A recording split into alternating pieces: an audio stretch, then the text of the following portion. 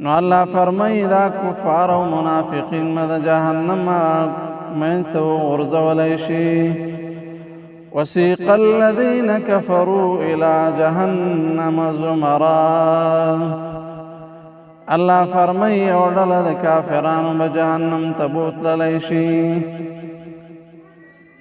قال لهم خزنتها لم يأتكم رسل منكم وبولی شویدویتا تاسو ته یو پیغمبر نور آلی چې تاسو د جهنم نه ویرولی وی د رب العالمین نه ویره درکړې وی.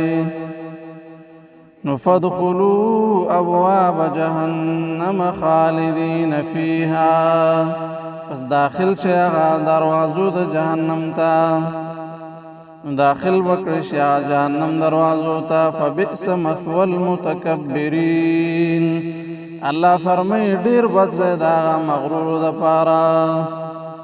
محمد رسول الله صلی الله علیه وسلم د جهنم به حالات بیانوي چې د قیامت په ورځ به جهنم راوستلی شي.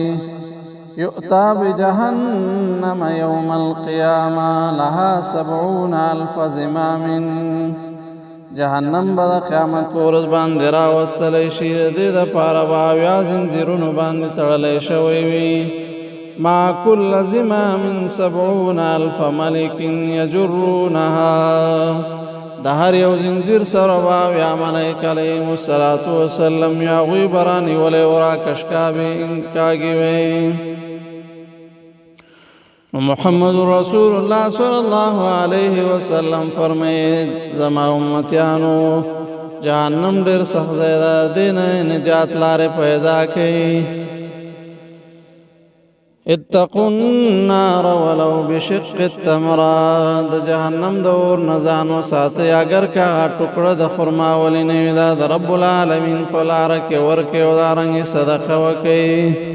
کچرې دا در سره نه وي فمن لم یجد فبکلمة طیبه که دومره فقیر وي دا هم د سره نه نو مسلمان ته ښه خبره وکړه او کلمه طیبه نیک خبر او حسن خلق سره وکا.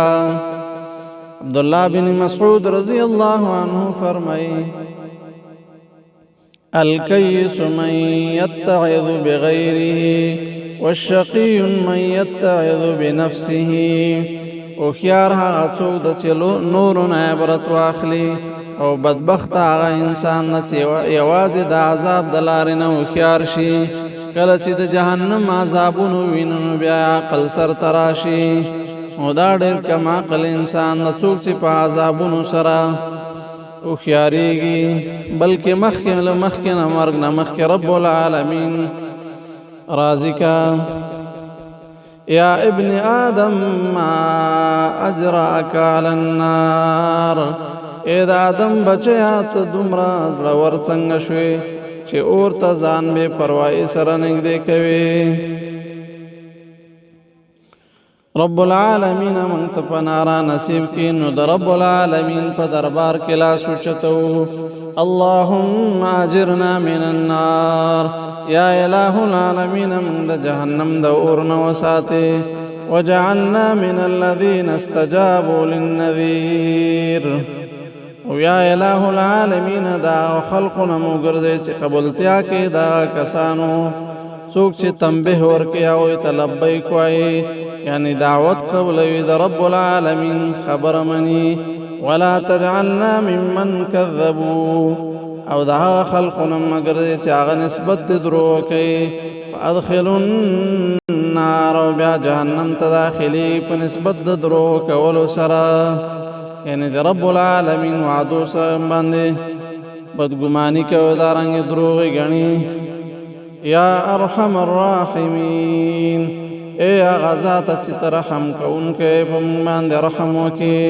اقول قولي هذا استغفر الله لي ولكم ولسائر المسلمين فاستغفروه انه هو الغفور الرحيم.